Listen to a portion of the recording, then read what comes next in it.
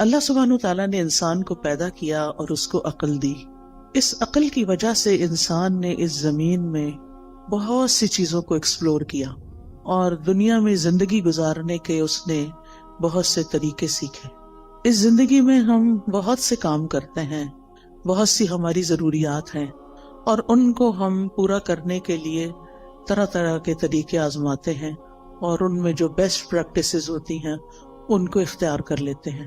ہماری ضرورت ہے کھانا پینا، تو آپ دیکھیں کہ اس میں کتنی ورائٹی ہے اور کتنے طریقے ہیں.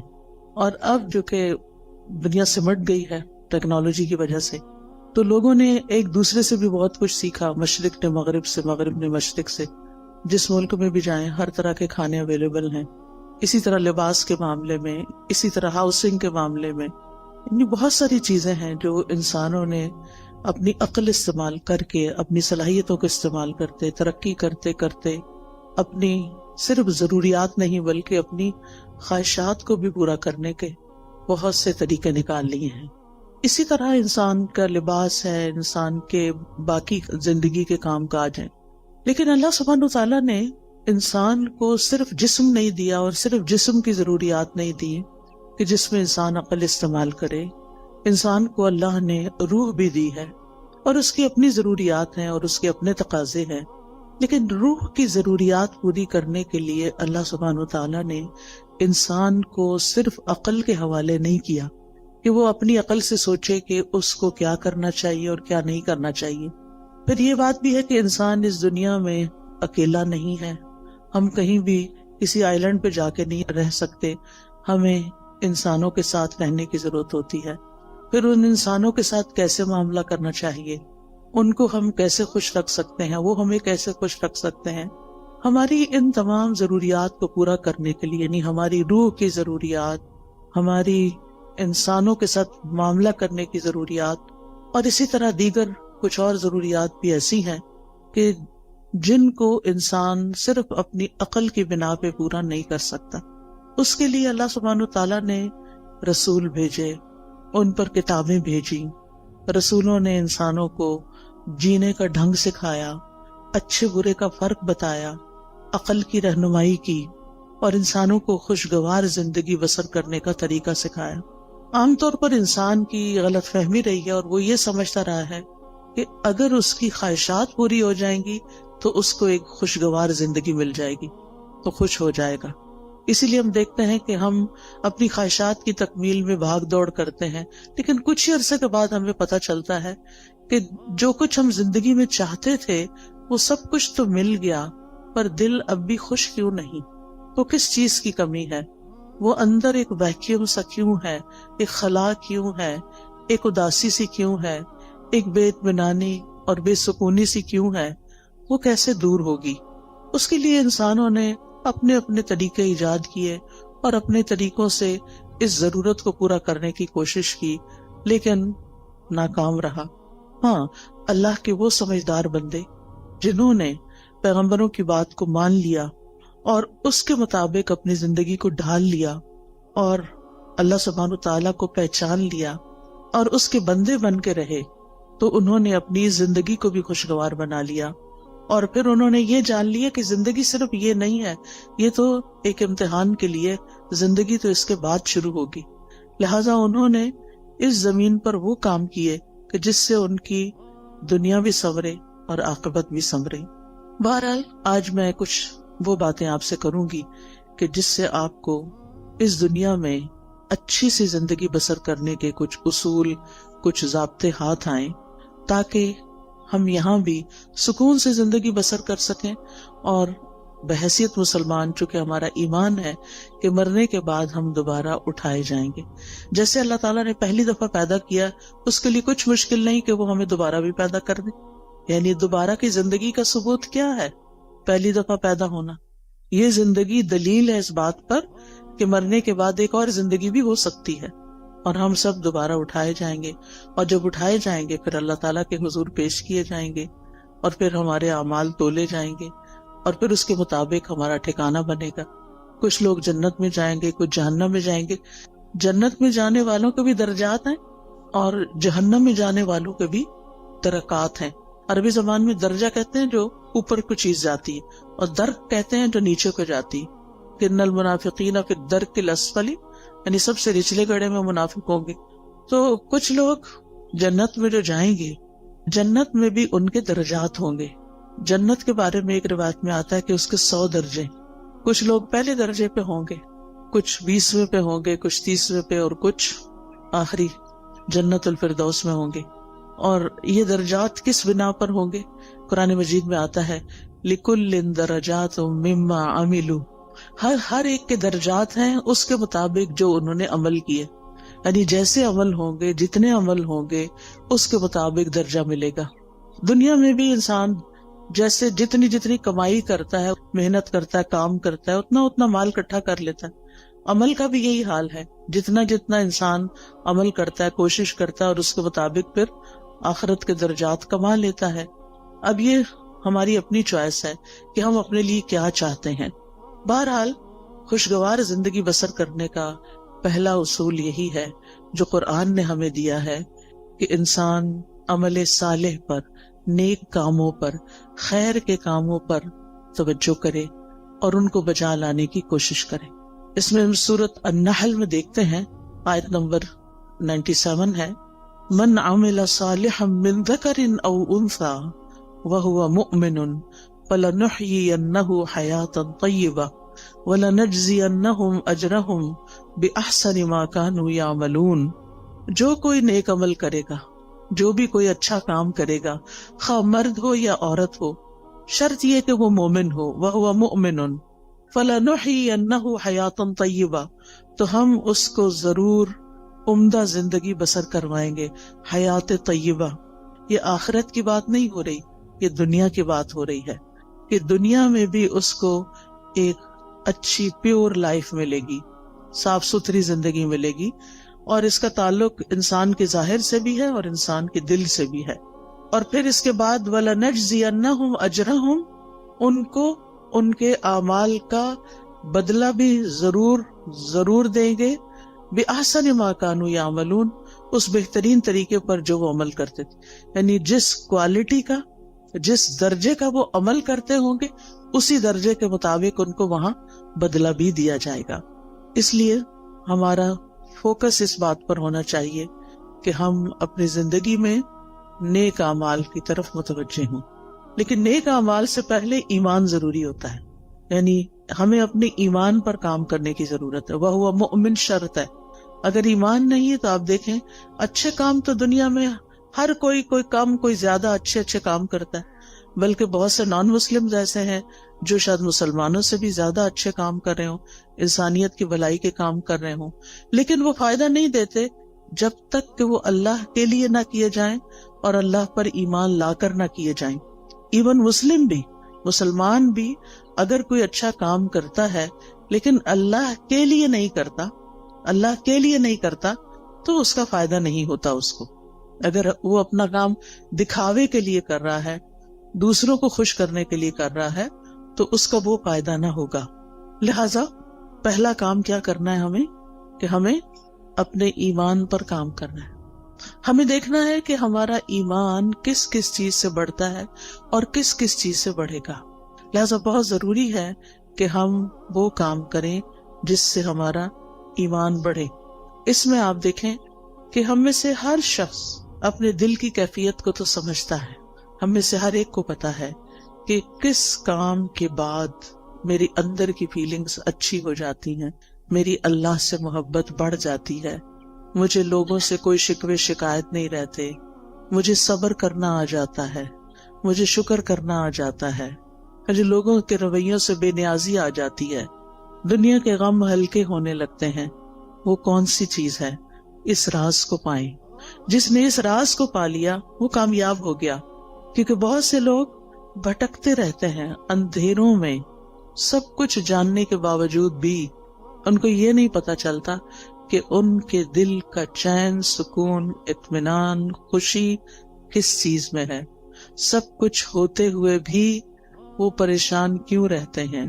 سب کچھ ہوتے ہوئے بھی کسی چیز کی کمی کا احساس کیوں رہتا ہے؟ لہٰذا ہم میں سے ہر ایک کو مختلف چیزیں ٹرائی کرنی چاہیے. تجربہ کرنا چاہیے. وہ کون سی بات ہے، وہ کون سا کلام ہے، وہ کون سی مجلس ہے، وہ کون سا انسان ہے، وہ کون سی محنت اور کوشش ہے کہ جس کے بعد مجھے ایک سیٹسفیکشن نصیب ہوتی ہے. اور جس چیز کے بعد آپ کو ملے اس چیز کو پھر دوبارہ دہرانا چاہیے. وہ قرآن مجید کا پڑھنا بھی ہو سکتا ہے، وہ اللہ کا ذکر بھی ہو سکتا ہے، وہ بندوں کی خدمت بھی ہو سکتی ہے. اگر یہ سارے کام اللہ کی خاطر ہو رہے ہوں، کسی کو دکھانے کے لیے نہ ہو رہے ہوں، وہ صدقہ خیرات بھی ہو سکتا ہے. نبی صلی اللہ علیہ وسلم نے فرمایا کہ تم آگ سے بچو خواہ کھجور کا ایک ٹکڑا، یعنی پوری کھجور بھی نہیں، بشق تمرہ. شق کہتے ہیں یعنی اگر جب اس کو دو حصوں میں توڑا جائے تو وہ ہر دو حصہ شق جانب، یعنی اس کا ایک پیس جو ہے کھجور کا ایک پیس، اندر تو گٹلی ہوتی، اگر وہ پوری کھجور بھی نہیں دے سکتے، آدھی کھجور دے کے بھی تم اس کو پا سکتے ہو، یعنی آگ سے بچ سکتے ہو. تو ایسا ضرور کرو. کہنے کا مطلب یہ ہے کہ ہم اپنی زندگی میں صرف اپنی خواہشات کی تکمیل نہ کریں، صرف اپنی خواہشات کے پیچھے نہ دوڑتے رہیں، بلکہ ان کاموں کے پیچھے جائیں خواہ ان میں محنت لگتی ہو، خواہ ان میں تکلیف ہوتی ہو، خواہ ان میں کچھ قربانی کرنی پڑتی ہو، لیکن اس کے نتیجے میں ہمیں سکون قلب حاصل ہوتا ہو. امام ابن تیمیہ نے کہا تھا کہ انسان کے لیے ایک جنت دنیا میں ہے اور ایک آخرت میں ہے. جو دنیا کی جنت میں داخل نہیں ہوا وہ آخرت کی جنت میں داخل نہیں ہو سکتا. وہ دنیا کی جنت کیا ہے؟ وہ دنیا کی جنت دل کا سکون ہے، دل کی راحت ہے، دل کی ٹھنڈک ہے، دل کا اطمینان ہے، دل کی خوشی ہے کہ جس سے انسان ہر طرح کے حالات میں ایک پرسکون انسان رہتا ہے. اس کے لیے ہر شخص کو خود محنت کرنا ہے، اور اصول میں نے آپ کو دے دیا کہ اس کی جو ہے وہ ایمان لا کر عمل صالح ہے، نیک عمل ہے. لیکن وہ نیک عمل کیا کیا ہے، ان کا علم حاصل کرنا ضروری ہے کہ کون کون سے کام اللہ تعالیٰ کو پسند ہے. پھر اسی طرح آپ دیکھیے کہ دوسری چیز جو انسان کو خوشی دیتی ہے وہ انسانوں کے ساتھ احسان کا معاملہ ہے، چاہے زبان کے ساتھ چاہے کام کے ساتھ. یعنی جب آپ کسی کے ساتھ اچھا بول لیتے ہیں، صرف اس کے ساتھ نہیں جو آپ کے ساتھ اچھی طرح بات کرتا ہے، اس کے ساتھ بھی جو آپ سے اچھی طرح بات نہیں کرتا اور کبھی بھی نہیں کرتا. ہم میں سے ہر شخص کی زندگی میں کچھ لوگ ایسے ضرور ہوتے ہیں کہ ہم ان کے ساتھ اچھا کرتے بھی رہیں پھر بھی وہ ویسے ہی رہتے ہیں جیسے وہ ہوتے ہیں. لیکن ایسی جگہ پر جب انسان اپنی سیٹسفیکشن کے لیے اچھا کرتا ہے تو مزہ نہیں آتا، لیکن جب اللہ کے لیے کرتا ہے تو اس کا دل خوش ہو جاتا ہے کہ میں نے وہاں نیکی کی، میں نے اس کے ساتھ نیکی کی جس سے مجھے کوئی جواب نہیں ملنا. لہذا قولوا للناس حسنا، لوگوں سے جب بھی بات کریں، چاہے آپ کے ملازم ہوں، چاہے آپ کے رشتہ دار ہوں، چاہے آپ کہیں کام کرتے ہیں تو آپ کے کولیگز ہوں، چاہے آپ کہیں پڑھاتے ہیں تو آپ کے شاگرد ہوں، کوئی بھی ہو، بڑوں کے ساتھ پھر بھی انسان عزت کا اور احترام کا ایک معاملہ کرتا ہے، لیکن عموماً اپنے جیسوں کے ساتھ پھر ویسا ہی کرتا ہے جیسے اس کے ساتھ کیا جا رہا ہوتا ہے، اور اس کو ہم جسٹیفائی بھی کرتے ہیں. ہم یہ کہتے ہیں وہ بھی تو کرتا ہے نا، وہ بھی تو ایسے ہی کرتا ہے، ایسے کو تیسا ہی ہونا چاہیے. یہ اصول ہم نے خود بنا لیا، ایسے کو تیسا. یہ قرآن سے ٹکراتا ہے. ایسے کو تیسا نہیں. جو برا کرے ہمیں کیا تعلیم دی گئی ہے کہ ہم اس کے ساتھ اچھا کریں. ادفع باللتی ہی احسن، برائی کو اس طریقے سے دور کرو جو زیادہ اچھا طریقہ ہو. تو انسانوں کے ساتھ احسان بات کے ذریعے بھی، کوئی اچھی بات ان کو بتائیں، کوئی اچھا مشورہ دیں. اگر ان کو کوئی پریشانی ہے یا ان کو کسی بات میں کوئی مشکل پیش آئی ہوئی ہے تو ان کی اس مشکل کا حل تلاش کرنا. تو زبان کے ذریعے آپ کسی کو تسلی دے سکتے ہیں، کسی کا دل خوش کر سکتے ہیں، تو یہ احسان کا معاملہ ہے.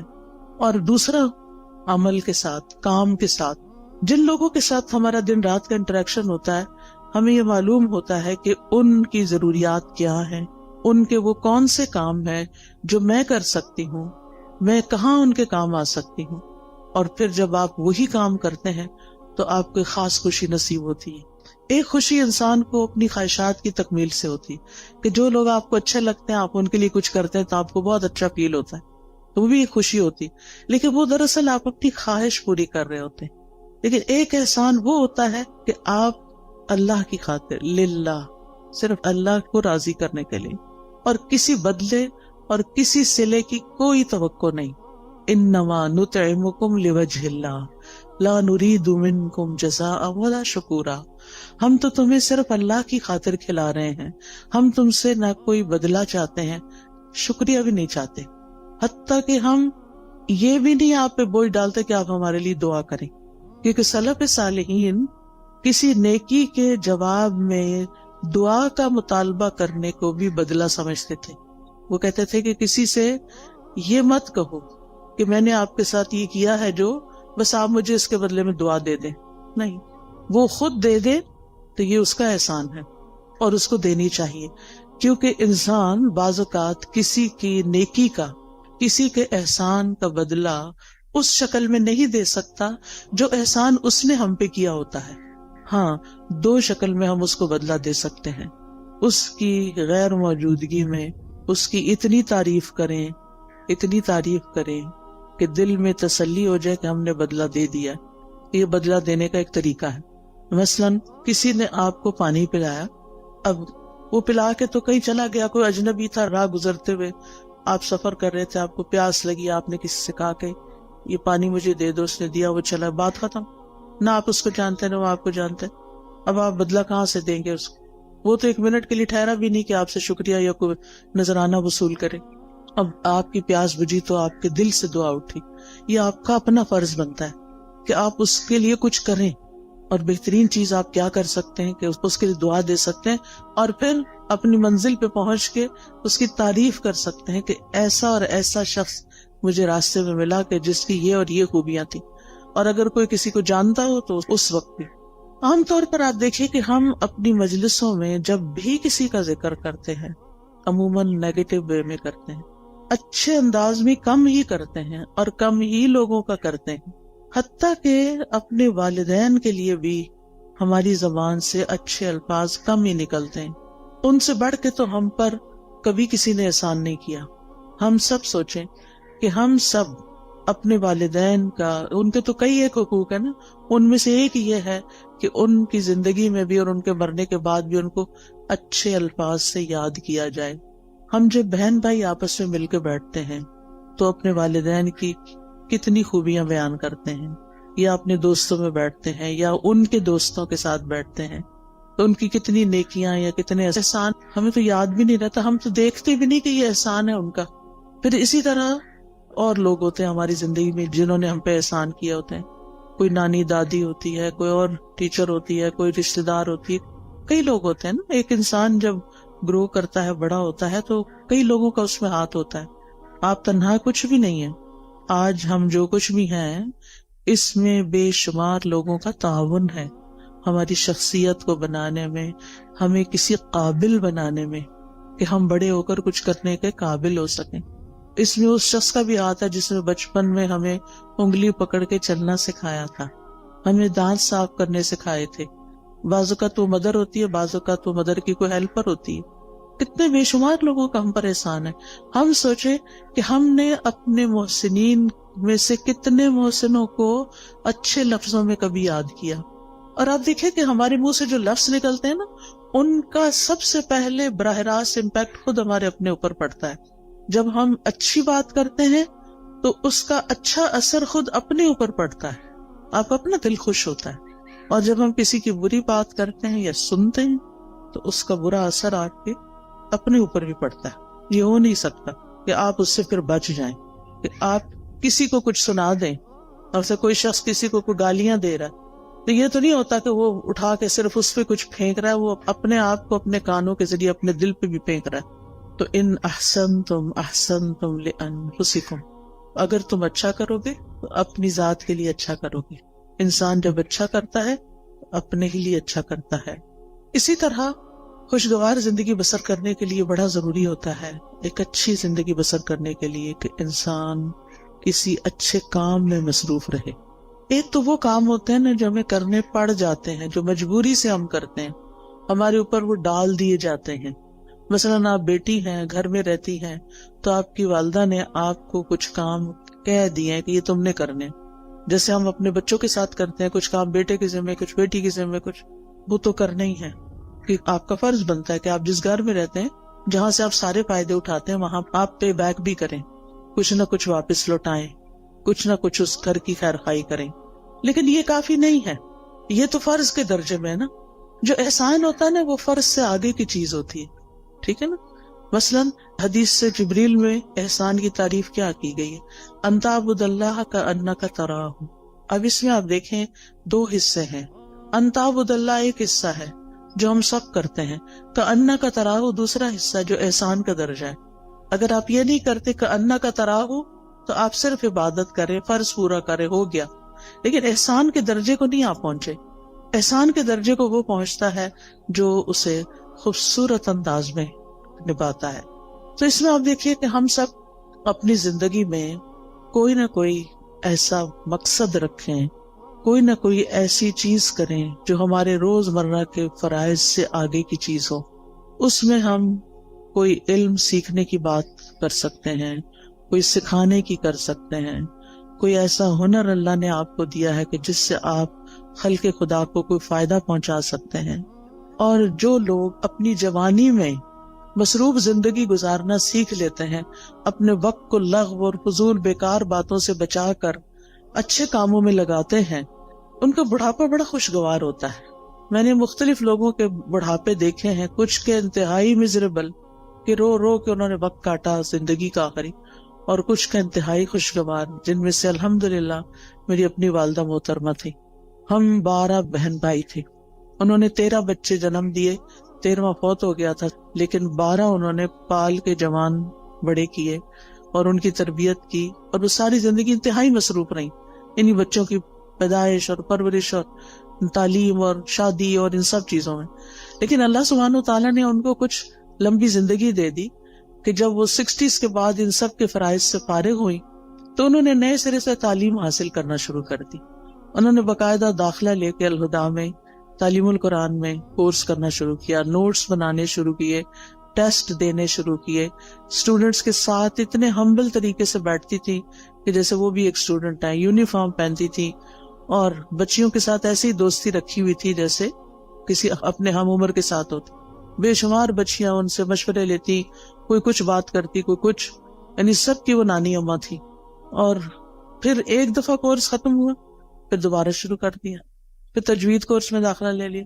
تجوید کورس کے لیولز ہوتے ہیں، پھر وہ اگلے لیول میں لے لیے، حتیٰ کہ ایک تجوید کا لیول کا آفٹرنون میں 1 ویک کورس شروع ہوا، اس میں بھی داخلہ لے لی. اب وہ صبح 8 بجے سے آئی بھی ہوتی تھی اور پھر میرے گھر پہ آرام کرتی، اور پھر وہ شام کا کورس اٹینڈ کر کے 70s میں تھی جب ان کی وفات ہوئی، 78 ایئرس کی تھی وہ. اور اس کے باوجود وہ کسی دن اپنی کلاس مس نہیں کرتے. وہ بہن بھائیوں میں سے جو ملنے جاتا وہ کہتا آپ آرام کریں، آپ کیوں اپنے آپ کو تکلیف دیتے. لیکن وہ صبح سویرے وہ اپنے کام پہ پہنچی ہوئی ہوتی تھی. اور جس دن وہ بیمار ہوئی ہیں اس سے ایک دن پہلے بھی وہ اپنی کلاس میں آئی ہیں اور اپنا سارا دن وہاں پورا کیا ہے، اور شام کو کسی کو ملنے کے لیے بھی گئی ہیں. اور پھر اگلے دن صبح اٹھی ہیں تو ان کو تکلیف شروع ہوئی ہے، جس میں ان کی ڈیتھ 2-3 دن کے بعد ہو گئی.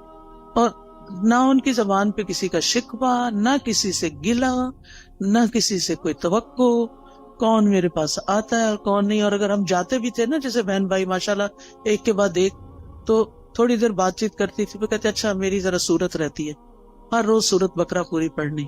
پھر آل عمران بھی شروع کر دی کہ جب پتہ چلا کہ 2 سورتیں قیامت کے دن 2 بادلوں کی شکل میں ہوں. اور پھر اپنے ہاتھ سے ڈیلی الہدیٰ میں صدقہ کرنا. الحمدللہ ان کے بعد بھی اب تک ہم نے وہ سلسلہ جاری رکھا ہوا ہے کہ جس طرح وہ خود آ کے ہر روز سیدھی جا کے صدقہ کرتی ہیں، بھیجتی کہ جا کے ڈال کے آئیں. تو الحمدللہ تو جو عادتیں انسان ڈال لیتا نا اپنے اندر کسی نہ کسی کام کی مصروفیت رکھنے کی. ٹھیک ہے، اگر آپ کے اس وقت بچوں کی وجہ سے بہت مصروفیت ہے، آپ ریگولر 4 دن کا کورس جوائن نہیں کر سکتے، فل ٹائم نہیں کر سکتے، آپ ہفتے میں 1 دن کر لیں. آپ باقاعدہ طالب علم بنیں، آپ پڑھیں، سبق یاد کریں، ٹیسٹ کریں، تب آپ کو پتا چلے گا آپ کہاں کھڑے ہیں. اس پڑھنے میں اور صرف ایک لسنر کے طور پہ سن کے اٹھ کے بلا دینے میں بہت بڑا فرق ہے. جب آپ باقاعدہ طالب علم بنتے ہیں، اور طالب علم کے تو اجر ہی بہت بڑا ہے کہ جو شخص علم کے راستے پہ چلا وہ جنت کے راستے پہ چلا. تو چاہے ہفتہ بار کلاس لیں، چاہے ڈیلی لیں، چاہے صبح کی لیں، چاہے شام کی لیں، چاہے رات کی لیں، چاہے آن لائن لیں، یعنی کوئی طریقہ اپنے لیے ضرور سوچیں. یا پھر اگر آپ نے سب کچھ کر لیا اور آپ ون سے بھی وہ کرتے ہیں پھر بھی ٹائم ہے تو خدمت خلق، سوشل ورک کا کوئی نہ کوئی کام ضرور کریں. غریب لوگوں سے جا کے ملیں، کچی بستیوں میں جائیں، جو ان پڑھ لوگ ہیں ان کو پڑھائیں، جو ضرورت مند ہیں ان کی ضروریات پوری کریں. نہیں، آپ کے آس پاس بہت سے لوگوں کی آپ خدمت کر سکتے ہیں. تو جو کسی کے ساتھ احسان کا معاملہ کرتا ہے وہ احسان واپس اس پہ لوٹ کے آتا ہے، یعنی واپس آپ کی طرف ہی آئے گا. دنیا میں بھی آپ کو فائدہ دے گا، آپ کی زندگی خوشگوار ہو جائے گی، آپ کے غم دور ہو جائیں گے، اور آخرت میں تو فائدہ دے گا ہی دے گا. مسلمان کو جب قبر میں دفن کیا جاتا ہے، اور قبر کی تنہائی تو آپ کو پتا ہے کوئی بھی ساتھ نہیں جاتا، اس وقت صرف عمل ساتھ جاتے ہیں. تو نماز اس کے سرانے کی طرف آ جاتی ہے، صدقہ خیرات اس کے، زکوٰۃ دائیں طرف آ جاتی ہے، روزہ بائیں طرف، اور صدقہ خیرات اور دیگر نیکیاں پاؤں کی طرف. لہٰذا کوئی بھی عذاب کسی طرف سے بھی آنے کا رستہ نہیں رہتا، اور وہ یہ چیزیں اس کو پروٹیکٹ کرتی ہیں. لیکن اگر ان میں ہی کمی ہو اور وہی ناقص ہو، پروٹیکشن والی ویک ہو، تو پھر کون بچانے آئے گا؟ وہاں تو رونا دھونا بھی کام نہیں آئے گا. لوگ مزے سے اپنے بستروں میں سوئے ہیں، اور قبر کا عذاب سہنے والا اندھیری کوٹڑی میں اکیلے مصیبت میں پڑا ہوا ہے، جس کا کوئی فریادی نہیں ہے، کوئی پوچھنے والا نہیں. تو ابھی ہمارے پاس ٹائم ہے، ابھی ہماری زندگی ہے، کیوں نہ ہم ایسے کام کریں کہ اس دنیا میں بھی جئیں تو اطمینان کے ساتھ جئیں، اور آگے بھی اطمینان کے ساتھ رہیں. پھر اسی طرح آپ دیکھیں کہ ایک اور چیز کا آپ خیال رکھیں کہ ماضی میں جو کچھ ہو چکا اس پر غمگین نہ رہا کریں، ریگریٹس نہ کیا کریں، بہت بس توبہ کر لیا کریں. جو ہو چکا سو ہو چکا، اب وہ ہاتھ سے نکل چکا ہے. اب ہمارا معاملہ اللہ تعالیٰ کے ساتھ ہے، اور وہ غفور الرحیم ہے، رحمان الرحیم ہے. لہٰذا اس سے ہم اچھا حسن ظن رکھتے ہیں کہ وہ ہمیں معاف کر دے گا. لہٰذا جتنی بھی غلطیاں جو جانتے ہیں جو نہیں جانتے، ان سب پر ہم توبہ کرتے رہیں، استغفار کرتے رہیں، لیکن غم نہ کریں. کیونکہ بعضوں کے شیطان انسان کو غمگین رکھتا ہے. وہ کیا چاہتا ہے کہ انسان اسی طرح الجھتا رہے اپنے غموں میں اور کچھ نہ کرے. تو آپ نے اس کے پھندے میں نہیں آنا. اس نے کہنا کہ میرا معاملہ اللہ کے حوالے ہے، مجھے اپنے رب سے اچھی امید ہے. اور حدیث میں ہمیں کیا تسلی دی گئی ہے کہ اللہ اپنے بندے کے ساتھ کیسا معاملہ کرتا ہے، جیسا وہ اس کے بارے میں گمان کرتا ہے. اسی طرح مستقبل کا ہم غم فکر بھی نہ کیا کریں. میں ہمیشہ سوچتی ہوں جس رب نے اب تک پالا ہے، اب تک سنبھالا ہے، آگے بھی وہی رب ہے. جس چیز کے بارے میں بھی فکر آنے لگتی ہے تو میں اپنے مائنڈ کے اندر اس چیز کو ایسے ریپ کرتی ہوں، اور پھر میں کہتی ہوں اللہ تعالیٰ یہ آپ کے حوالے. جیسے موسیٰ علیہ السلام کی والدہ نے موسیٰ علیہ السلام کو ریپ کیا اور باسکٹ میں ڈالا اور دریا کی نظر کیا اور کہا یہ آپ کے حوالے. ایسے ہی امیجنیشن میں جو چیز بچوں کے بارے میں فکر ہے تو ان کو بھی اسی طرح ریپ کر کے اللہ کے حوالے کر دیا کروں.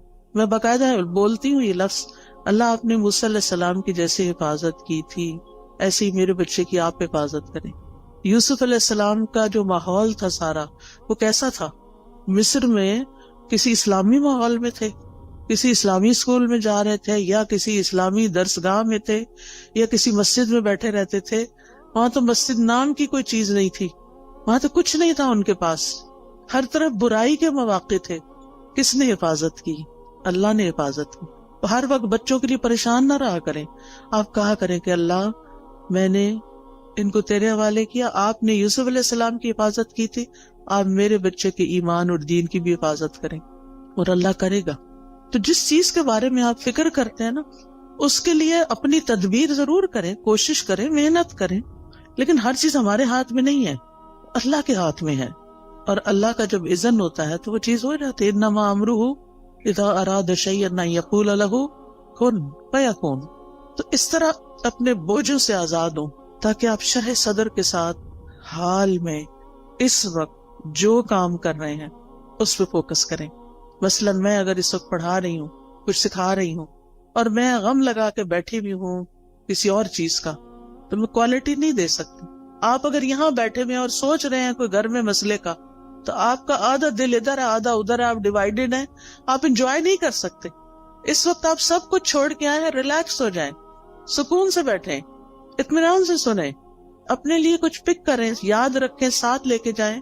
اور اس کے مطابق زندگی بسر کریں تاکہ یہاں آنے کا کچھ فائدہ ہو آپ کو. تو اپنے سارے خیالات کو کیا کرنا ہے، اکٹھا کر کے اس نقطے پہ فوکس کرنا ہے جو آپ اس وقت کام کر رہے ہیں. پھر ایک اور چیز جو دلوں کو بڑا اطمینان دیتی ہے اور وہ ہے اللہ کا ذکر. اٹھتے بیٹھتے چلتے پھرتے ہر موقع کا ہمیں ذکر سکھا دیا گیا. آپ سیڑھی چڑھ رہے ہیں تو آپ اللہ اکبر کہیں، آپ اتر رہے ہیں تو سبحان اللہ کہیں، آپ کہیں انٹر ہو رہے ہیں تو بسم اللہ پڑھیں، آپ کہیں سے نکل رہے ہیں تو دعا پڑھ لیں، آپ گاڑی میں بیٹھے ہیں تو دعا پڑھ لیں، آپ گھر میں داخل ہوئے تو پڑھ لیں، آپ گھر سے نکل رہے ہیں تو پڑھ رہے ہیں، کھانا کھانے لگے تو آپ پڑھ لیں، کھانا کھا چکے ہیں تو دعا پڑھ لیں، آپ سونے لگے ہیں تو دعا پڑھ لیں، کوئی آ گیا ہے تو سلام دعا میں دعائیں ہیں. یعنی کون سی چیز ایسی ہے جس کے بارے میں ہمارے دین نے ہمیں رہنمائی نہیں دی اور ہمیں دعائیں نہیں سکھائی؟ ہمیں پتہ نہ ہو تو وہ الگ بات ہے. لہٰذا کثرت سے اللہ کا ذکر. قرآن مجید میں اللہ تعالیٰ اپنے مومن بندوں اور بندیوں کی صفت یہ بیان کرتے ہیں وَالذَّاكِرِينَ اللَّهَ كَثِيرًا وَالذَّاكِرَاتِ، کہ وہ کثرت سے اللہ کا ذکر کرنے والے ہیں، مرد بھی اور عورتیں بھی.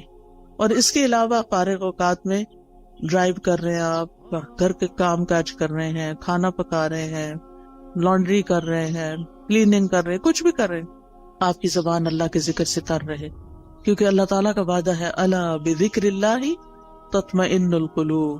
اور یہ بھی آتا ہے الذین آمنوا وتطمئن قلوبہم بذکر اللہ. وہ لوگ جو ایمان لائے ہیں، ایمان والے جو ہیں، ان کے ذکر، اللہ کے ذکر سے ہی اطمینان پاتے ہیں. اگر ذکر کچھ لوگ کہتے ہیں ذکر بھی کرتے ہیں پر چین نہیں آ رہا، پھر اپنے ایمان پہ کام کریں، کیونکہ اللہ تعالیٰ نے ایمان والوں کی تو یہی صفت بیان کی کہ ان کو اللہ کے ذکر سے چین آ جاتا ہے، ان پہ یہ دوائی کام کر جاتی ہے. اور اگر آپ پر یہ دوائی کام نہیں کر رہی تو پھر دوائی کا قصور نہیں ہے، کچھ مشکل آپ کے اندر ہے. کیونکہ ذکر تیر بہدف نسخہ ہے. تیر بہدف کا مطلب ہوتا ہے نشانے پہ جا کے لگتا ہے، جس قسم کی آپ کو تکلیف ہو اس کا علاج ہے. پھر اسی طرح اپنی روز مرہ کی گفتگو میں اللہ کی نعمتوں کا ذکر شروع کر دیں، اللہ کی نعمتوں کو دیکھنا شروع کریں، چھوٹی چھوٹی باتوں پر شکر ادا کریں.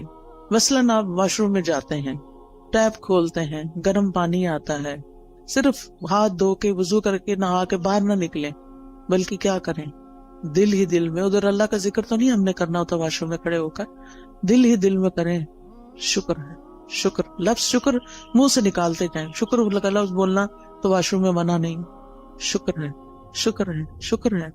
اسی طرح کوئی بھی اور چیز جو آپ کے گھر میں اللہ نے آپ کو سہولت دی ہوئی، مثلاً سردی ہے اور اللہ نے آپ کو ہیٹر جیسی نعمت دی ہوئی ہے، آن کرتے ہوئے آف کرتے ہوئے اللہ تیرا شکر ہے تو نے یہ نعمت دے رکھی ہے.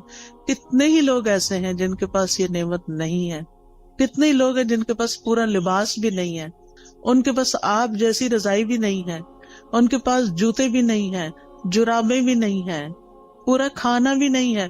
ہمیں تو سردی لگتی ہے، کہتے ہیں چائے کا کپ پی لو سردی ختم ہو جائے گی، یہ فلاں حلوہ کھا لو، فلاں کتنی سوغاتیں ہم نے بنائی ہوئی ہیں سردیوں کی اپنی سردی کو دور کرنے کے لیے. کیسی کیسی نعمتیں اللہ نے دی ہیں. یعنی صرف کھانے کی حد تک تھوڑی رہتے ہیں ہم سب کہیں نہ کہیں سے کچھ نہ کچھ بچا کے کر کے ہم اپنے لیے کچھ نہ کچھ ایکسٹرا بنا لیتے ہیں. کتنے لوگ ہیں جن کے پاس یہ سب کچھ، پھر بھی ہم روتے ہیں کیونکہ ہم شکر ادا نہیں کرتے. آپ چل سکتے ہیں، آپ بول سکتے ہیں، آپ کو کوئی اچھی سی خوشبو آتی ہے، شکر، اللہ تیرا شکر. اللہ کی نعمتوں پر شکر ادا کرنا سیکھیں. اور لوگوں سے بھی بات کریں تو نعمتوں کا ذکر کریں، مسائل کا نہ ہر وقت کریں. مشکل پتہ کیا ہے، ہم صرف مسائل کو ڈسکس کرتے ہیں، یہ مسئلہ پیش آ گیا، وہ مسئلہ پیش آ گیا، یہ مسئلہ حل نہیں ہوا، وہ مسئلہ حل نہیں. شوہر گھر آئے گا تو مسائل کی پٹاری کھل جائے گی، بچوں سے ملاقات ہوگی تو مسائل ہیں، کیوں ہر وقت مسائل کی باتیں کریں.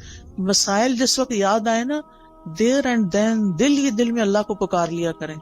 اللہ تعالیٰ یہ مسئلہ تو ہے، بس آپ حل کر دیں، سارے خزانے تیرے ہاتھ میں، آپ نہیں کرنا ہے. اور واقعی ہم نے خود تو کرنا نہیں ہوتا، کوشش ضرور کریں، لیکن بندوں کے پاس حال کوئی نہیں ہے. بندے آپ کی طرح یا آپ سے بھی زیادہ کمزور ہوتے ہیں.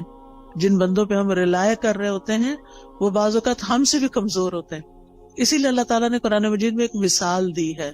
اللہ کے سوا جنہوں نے اور سہارے بنا رکھے ہیں، اولیاء بنا رکھے ہیں، مددگار سمجھ رکھے ہیں، ان کی مثال مکڑی کی طرح ہے جو ایک گھر بناتی ہے، اور گھروں میں سب سے کمزور گھر مکڑی کا ہوتا ہے. اگر مثال کے طور پر کہیں مکڑی کا جالا لگا ہوا ہے اور آپ ذرا سلپ ہونے لگے، پکڑے ذرا جالے کو، سہارا دے گا آپ کو؟ نہیں، کمزور ہے وہ جالا.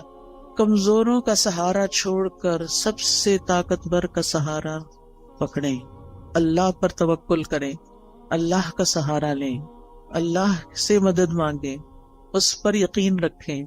ہر چیز اس کے ہاتھ میں ہے. بیدہ الملک، ساری بادشاہت، ساری ملکیت اسی کی ہے. وہو علی کل شیء قدیر، اور وہ ہر چیز پر پوری قدرت رکھتا ہے. پھر آپ دیکھیں کہ جو چیزیں آپ کو پریشان کرتی ہیں نا، ان کی کسی وقت لسٹ بنا لیں.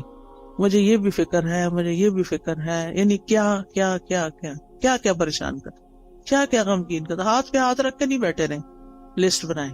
کیا بادر کر رہا ہے، کیوں کر رہا ہے، اس مسئلے کا حل کیا ہے. ٹھیک ہے نا؟ تو ان مسائل کے حل کی کوشش بھی کرنی ہے. مسائل لکھ لینے، اس کا حل.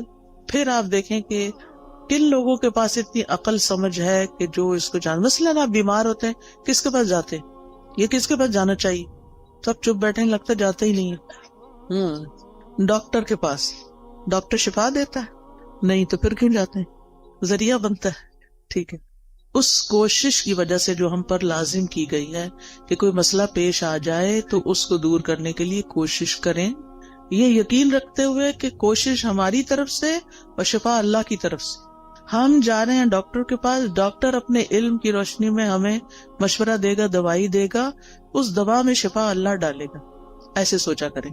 ٹھیک ہے؟ گیزر خراب ہو جائے تو کس کے پاس جاتے ہیں؟ پلمبر کے پاس. اسی طرح جس قسم کا کوئی مسئلہ پیش آتا ہے زندگی میں، اس کا حل کس کو اللہ نے سکھایا، کون ہو سکتا ہے، بس اس کے پاس جائیں. ہر ایک کے سامنے. یہ نہیں کہ دوست کا فون آیا تو اس کو کہانی سنا، آج گیزر خراب ہو گیا تھا، پھر ٹھنڈا پانی تھا، پھر یہ ہو گیا. وہ کتنا وقت اپنا بھی ضائع کر اس کو بھی بیزار کیا. وہ کیا کر سکتی ہے اپنے گھر میں بیٹھی ہوئی آپ کے گیزر کے لیے؟ ہاں، یہ ہو سکتا ہے. آپ کو نہیں پتا کسی اچھے پلمبر یا کسی اچھے کام کرنے والے، آپ اسے یہ کہہ سکتی آج یہ مسئلہ پیش آیا ہے، تمہارے علم میں کوئی ہے جو یہ مسئلہ حل کر سکے؟ اگر ہے تو ٹھیک، ورنہ آگے چلو، کوئی اور بات کرو. ہم یعنی عقل کا ثبوت نہیں تھا. ہر بات ہر ایک سے نہیں کرنی ہوتی. ہم سمجھتے ہیں جو سامنے آ گیا، جو مل گیا، اس کو ہم اپنی کہانی سنا دیں گے کہ مسئلہ حل ہو جائے گا. ایسا نہیں ہوتا مسئلہ حل. پھر اگر وہ حل نہیں کرتا یا ہم اگر اسے غلط توقع، غلطی ہماری، غلط توقع ہم نے رکھی، پھر اگر مسئلہ حل نہیں ہوا تو پھر ہمیں اس سے شکوہ ہو جاتا ہے، پھر ہم اس سے ناراض ہو جاتے ہیں. اس نے تو میرے لیے کچھ کیا ہی نہیں. وہی وہ بیچارہ کر ہی نہیں سکتا تھا، غلطی تو آپ کی کہ آپ نے اس کو پکڑا. ٹھیک ہے؟ اور ویسے بھی جب تک مسئلہ حل نہیں ہوتا نا، تو اپنے آپ کو تسلی دینے کے لیے سوچا کریں کہ مجھ سے بھی زیادہ بہت سے لوگ ایسے ہیں جن کے اس سے بھی زیادہ مسائل ہیں.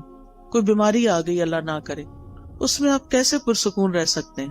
ان سب کا سوچیں جو اس بیماری میں مبتلا ہیں، بلکہ اس سے بھی ورس کنڈیشن ہے. تو آپ اللہ کا شکر ادا کرنے لگ جائیں کہ شکر ہے میں اس طرح کے مسئلے میں نہیں ہوں، اور اللہ نے مجھے وہ ساری سہولتیں دی ہیں کہ میرا علاج ہو سکتا ہے. کتنے لوگ ہیں جو اپنا علاج کرا سکتے ہیں، اور کتنے لوگ ہیں جن کو اچھے ڈاکٹرز مل سکتے ہیں. لہٰذا نعمتوں کا ذکر کرتے رہیں اور غموں کا ازالے کی کوشش میں لگے رہیں. پھر اسی طرح ماضی کے ایسے واقعات، ایسے حادثات جنہوں نے آپ کی زندگی کو، کچھ انسانوں کے ساتھ آپ کا معاملہ گڑبڑ ہوا، کچھ اور اس طرح کے گریوینسز ہیں، ان کو نا کہیں کھود کے زمین میں دفنا دے. سب کو، وہ پنجابی میں کہتے ہیں نا مٹی پاؤ، ان پہ لٹرلی مٹی ڈالیں. آپ نا اپنے امیجنیشن سے کام لیا کریں کہ آپ امیجنیشن میں گڑھا کھود رہے ہیں اور پھر اس میں وہ سارا مسئلہ ڈال کے، اوپر مٹی ڈال کے دفن کر دیا اور بلا دیا، بس ختم. کوئی بات بھی کرے تو کہیں الماضی لا یذکر. عربی میں ایک محاورہ ہے، الماضی لا یذکر. ایک شخص کے بارے میں آتا ہے کہ اگر کوئی اس کو تکلیف دیتا یا کسی کے ساتھ اس کا کوئی ایسا معاملہ ہو جاتا اور پھر وہ شخص شرمندہ ہو کے اس کے پاس آتا کہ مجھے معاف کر دو، میں نے فلاں وقت میں تمہارے ساتھ ایسا کیا، تو وہ یہی بولتا الماضی لا یذکر. ماضی کی باتیں نہیں دہراتے، جو ہو گیا ہو گیا، ذکر نہیں کروں. کہتے ہیں وہ فوت ہو گیا اور کسی کو خواب میں آیا کہ اللہ نے تمہارے ساتھ کیا معاملہ کیا، تو کہتا کہ الماضی لا یذکر، میرے بھی پچھلے سارے گناہ معاف کر دیے. تو انسان ہے نا، انسانوں سے ہمیں تکلیف پہنچ جاتی ہے، لیکن ہم نے رہنا بھی ان کے ساتھ ہوتا. تو پچھلی باتوں کا نہ کھوتے کو ریتے رہا کریں اور دعا کیا کریں اللہ میرے ذہن سے نکال دے یہ باتیں. بعض اوقات یہ ہوتا ہے کہ شادی کے موقع پر کوئی مسہب ہو جاتا ہے، شوہر کی طرف سے ایسی تکلیف پہنچتی ہے یا کسی اور کی طرف سے یا کبھی بچوں کی طرف سے بھی، اور وہ ہرٹ کرتی ہے باقاعدہ. ان سب کو نکال دیں زندگی سے ایز اٹ ہوئی نہیں. پھر ایک بڑی خوبصورت دعا ہے نبی صلی اللہ علیہ وسلم کی جو زندگی کو خوبصورت بنانے کے لیے فائدہ مند ہے. اللہم اصلح لی دینی الذی هو عصمت امری واصلح لی دنیای التی فیہا معاشی واصلح لی آخرتی التی فیہا معادی واجعل الحیات زیادۃ لی فی کل خیر واجعل الموت راحۃ لی من کل شر. یہ دعا زبانی یاد کر لیں اور اس کو دن میں کم از کم ایک دفعہ تو ضرور پڑھا کریں. ساری چیزیں ٹھیک ہو جائیں گی. اس میں دین، دنیا، آخرت، ہر چیز کو ٹھیک کرنے کی بات ہے. پھر اسی طرح بعض اوقات انسان اپنے اوپر قابو نہیں پا سکتا، اپنے ہاتھوں مجبور ہوتا ہے، چاہے غصے کا وقت ہو، چاہے غم کا وقت ہو، چاہے خوشی کا وقت ہو. بعض اوقات ہم خوشی میں بھی آپے سے باہر ہو رہے ہوتے ہیں. تو ایسی صورت میں اللہ تعالیٰ سے دعا کیا کریں اللہم رحمتک ارجو فلا تکلنی الی نفسی طرفۃ عین واصلح لی شأنی کلہ لا الہ الا انت. اے اللہ میں تیری رحمت کی امید رکھتی ہوں، تو مجھے میرے نفس کے حوالے ایک آگ جھپکنے کی دیر بھی نہ کرنا، ایک لمحے کے لیے بھی مجھے میرے نفس کے حوالے نہ کرنا، کیونکہ ان النفس لامارۃ بالسوء، یا تو نفس کسی برائی کی طرف لے جائے گا یا نفس کوئی بری بات یاد کر لے گا پچھلی اور اس سے پریشانی کڑی ہو جائے گی. تو لا الہ الا انت، اللہ الہ تو ہی میرا ہے. تو انشاءاللہ یہ دعائیں دل کو مضبوط کرتی ہیں، اور پھر جب دل مضبوط ہو جاتا ہے تو اللہ پہ توکل بڑھ جاتا ہے، اور جو اللہ پہ توکل کرتا ہے اللہ اس سے کافی ہو جاتا ہے. وَمَن يَتَوَكَّلْ عَلَى اللَّهِ فَهُوَ حَسْبُهُ، جو اللہ پہ توکل کرتا ہے اللہ اس کا کام بنا دیتا ہے. پھر اسی طرح یہ ہے کہ اپنی زندگی میں اچھے لوگوں کے حالات زندگی پڑھا کریں، صحابہ کے بارے میں، صحابیات کے بارے میں، نبی صلی اللہ علیہ وسلم کی سیرت، قصص القرآن، کیسے ان لوگوں نے صبر کیا، کیسے زندگیاں گزاری، نیک لوگوں کے حالات، علماء کے حالات، محدثین کے، مفسرین کے، فقہاء کے، جنہوں نے کچھ کام کیے ہیں زندگی میں. آپ کو اس سے بہت خوشی ملے گی. ایسی کتابیں ہیں. جب میں یہاں پڑھتی تھی تو بہت لائبریریاں تھیں. دیال سنگھ لائبریری تھی، آئی ڈونٹ نو ابھی ہے یا نہیں. پھر اسی طرح یہ کلب روڈ پہ لائبریری تھی، میں اس میں بھی جایا کرتی تھی، مال پہ جو کلب روڈ پہ لائبریری. پھر اسی طرح یونیورسٹیز کی لائبریری، کالجز کی لائبریریز اور جگہوں پہ لائبریری. تو آپ ایسی کتابیں لا کے بھی پڑھ کے واپس کر سکتے ہیں، ورنہ ہی کہ اب تو نیٹ پہ ہر چیز اویلیبل ہے. ایسے لیکچرز اردو اور انگلش میں موجود ہیں جو حیات صحابہ اور صحابیات اور علماء امت کے بارے میں، مسلم ہیروز کے بارے میں موجود ہیں، ان کو سنیں. اس سے یہ ہے کہ آپ کی زندگی صراط مستقیم پہ آئے گی، کیونکہ ہم ہر روز کہتے ہیں اہدنا الصراط المستقیم صراط الذین انعمت علیہم غیر المغضوب علیہم ولا الضالین. تو انشاءاللہ ان لوگوں کی زندگی میں آپ کو بڑی بڑی رہنمائیاں ملیں گی. پھر اسی طرح یہ ہے کہ زندگی میں اعتدال بڑا ضروری ہے. خوشی میں اعتدال، غم میں اعتدال، محبت میں اعتدال، نفرت میں اعتدال، ہر چیز میں توازن اور اعتدال. پھر اسی طرح لوگوں کے رحم و کرم پہ خود کو نہیں چھوڑنا کہ انہوں نے کچھ کہہ دیا تو آپ پریشان ہو گئے، انہوں نے کوئی تعریف کر دی تو آپ خوش ہو گئے. خوشی لوگوں میں نہیں ڈھونڈے، خوشی اپنے اندر ڈھونڈے. within yourself. آپ لوگوں کی مرضی پہ جینا نہ شروع کریں، اللہ کی مرضی پہ جئیں. اب لوگ ایسا لباس چاہتے ہیں تو ہم ویسے بن جائیں. کیوں بن جائیں؟ میرا رب تو کچھ اور چاہتا ہے، لوگ کچھ اور چاہتے ہیں. میں نے تو لوٹ کے رب کے پاس جانا ہے، میں کیوں لوگوں کو خوش کرتی رہوں؟ مجھے تو اپنے رب کو خوش کرنا ہے. اور اسی طرح تمام معاملوں میں. پھر آپ دیکھیے کہ جب آپ کوئی بھی ایسی چیز کریں گے یعنی جو رب کی مرضی کے مطابق ہوگی، رب کی مدد سے ہوگی، رب کی خاطر ہوگی، تو اس چیز میں برکت بہت ہو جائے گی. للہ و باللہ و علی اللہ، اللہ کے لیے، اللہ کی مدد سے اور اللہ پہ بھروسہ کرتے ہوئے. اور پھر یہ کہ اپنے اوپر ناجائز بوجھ نہ ڈالا کریں. مومن اپنے آپ کو ذلیل نہیں کرتا، ایسے فتنوں اور ایسے کاموں میں نہیں پڑتا کہ جن کا وہ بوجھ نہ اٹھا سکے. لہذا جذبات میں آ کے ایسے کام مت شروع کر دے کہ جن کو آپ 2 دن کر کے پھر تھک جائے اور کہ آپ میں نہیں کر سکتا. جو بھی کام شروع کرے بیبی سٹیپ لیں، چھوٹا چھوٹا کریں، پھر آگے بڑھتے جائیں. ورنہ بڑا بھی کام کرنا ہے نا، 1000 میل کا بھی سفر طے کرنا ہے تو 1 قدم سے شروع کریں. اور پھر پہنچ جائیں گے آپ اپنی منزل. لیکن زندگی میں چلتے رہیں, کچھ کرتے رہیں. اللہ تعالیٰ ہمیں اس کی توفیق عطا فرمائے. وآخر دعوانا ان الحمدللہ رب العالمین. تو آپ میں سے اگر کوئی کچھ بات کرنا چاہتا ہے تو یو آر موسٹ ویلکم. السلام علیکم استاد جی. وعلیکم السلام. میں پوچھنا چاہتی ہوں کہ آپ جو دعائیں ہمیں بتاتی ہیں, سکھاتی ہیں, تو یہ ہمیں کہاں سے ملے گی؟ ہم یاد کرنا چاہتے ہیں.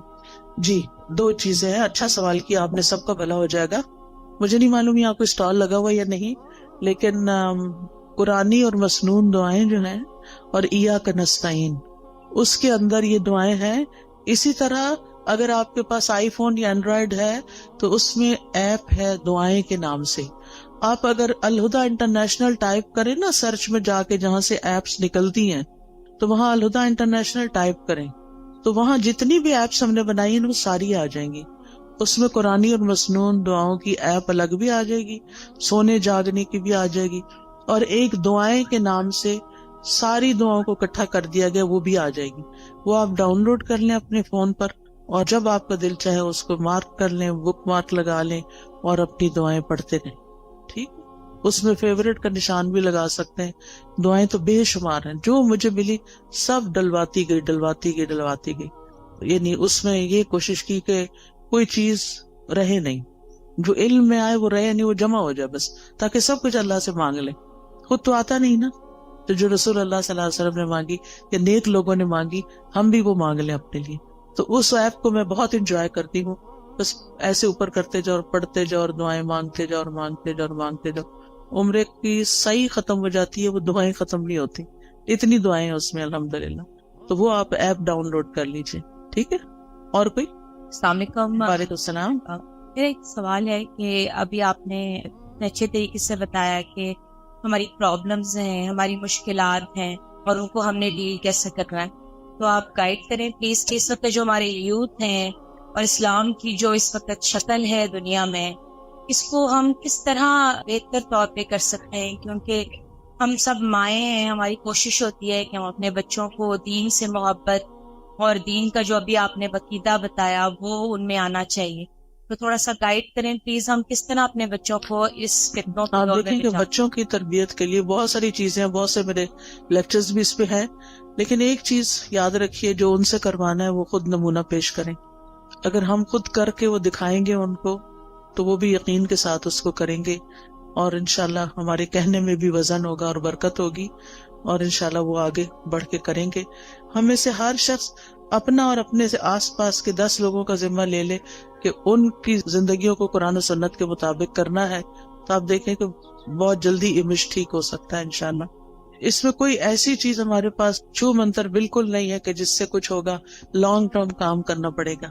جیسے اگر آپ نے مثلا اپنا وزن کم کرنا ہو, کوئی دنیا میں ایسا نسخہ نہیں کہ آپ کوئی چیز کھا لیں اور آپ پتلے ہو جائیں. لمبے عرصے میں کام کر کے اپنا امیج ٹھیک کرنا پڑتا ہے. جی آپ کچھ کہنا چاہیں؟ میں قرآن کی خود بھی تعلیم حاصل کرنی چاہیے.